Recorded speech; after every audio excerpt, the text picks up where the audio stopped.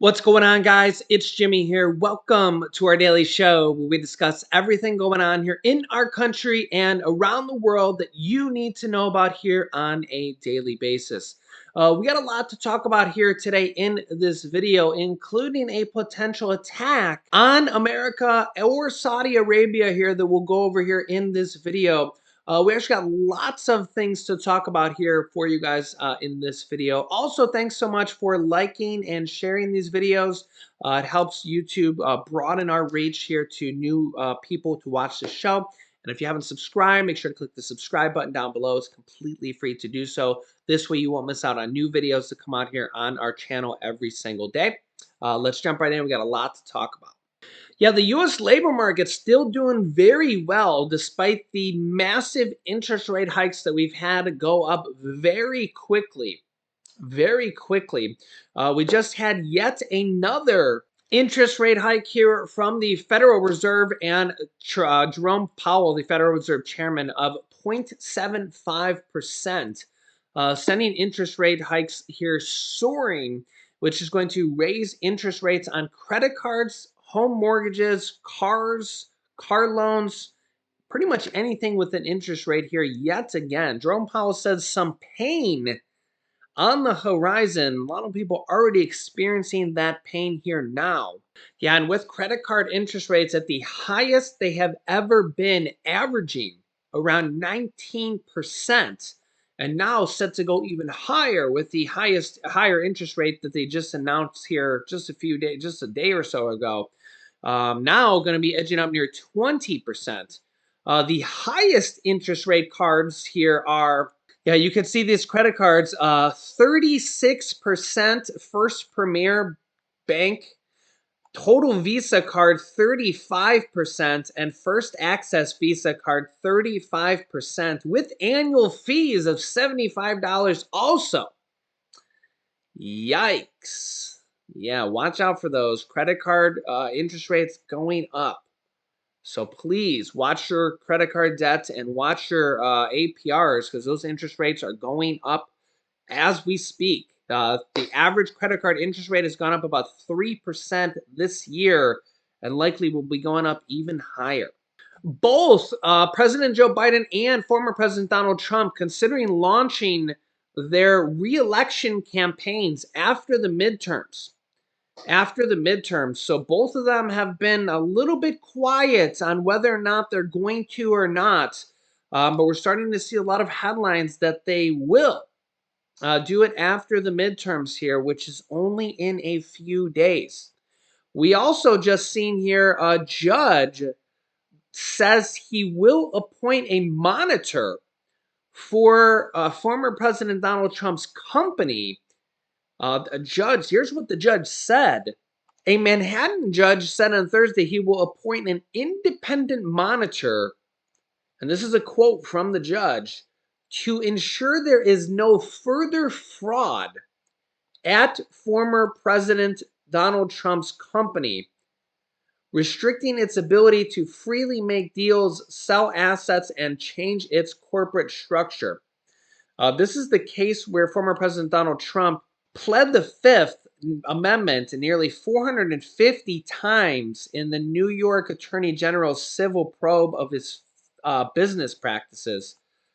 Yeah, the only question I believe he answered was about his name during the 4-hour deposition. He's also going to be required here to, in fact, former President Donald Trump has to turn over documents here today. And what you could see here, January, and we'll have to testify here soon, January 6th committee, quote, in discussions with Trump's legal team about testifying, Liz Cheney says, who's still in Congress here until January, quote, the committee is in discussions with President Trump's attorneys and he has an obligation to comply.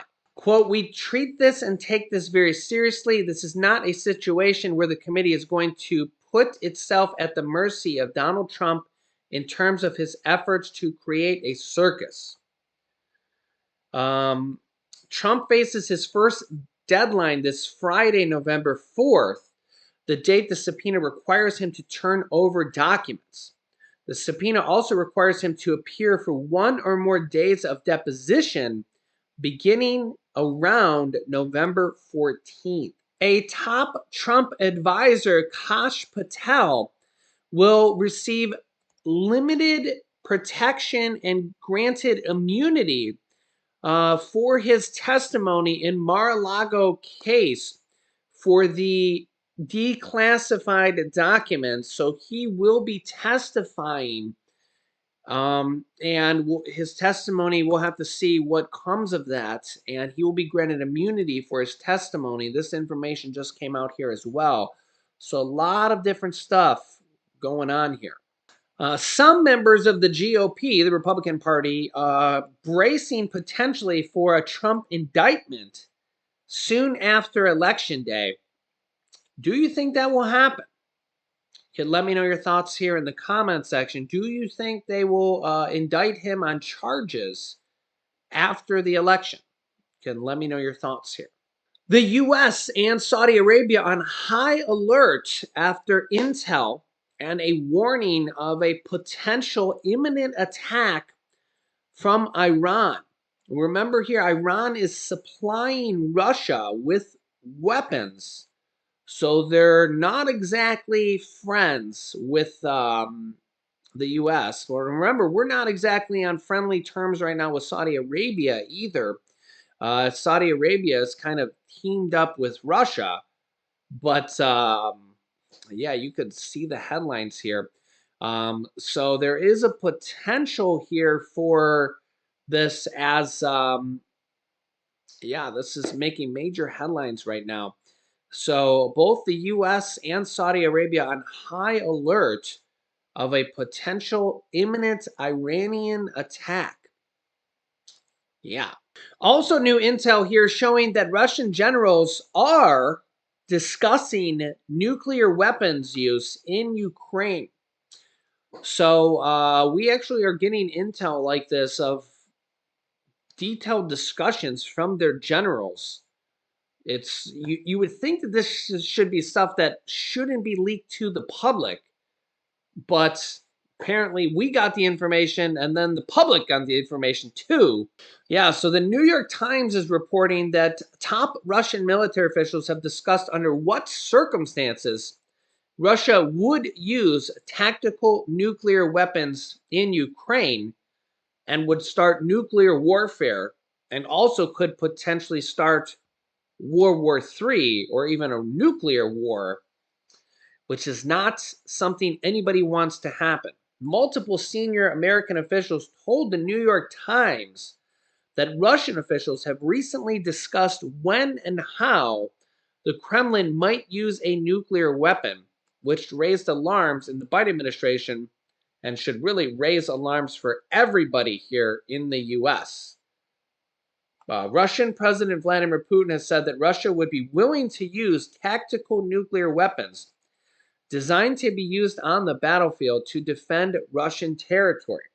The Times reported here that the conversations show that the frustration that Russian generals have felt with Russia lack of success on the battlefield suggests that Putin may not just be making threats and that a nuclear bomb could turn things around for them.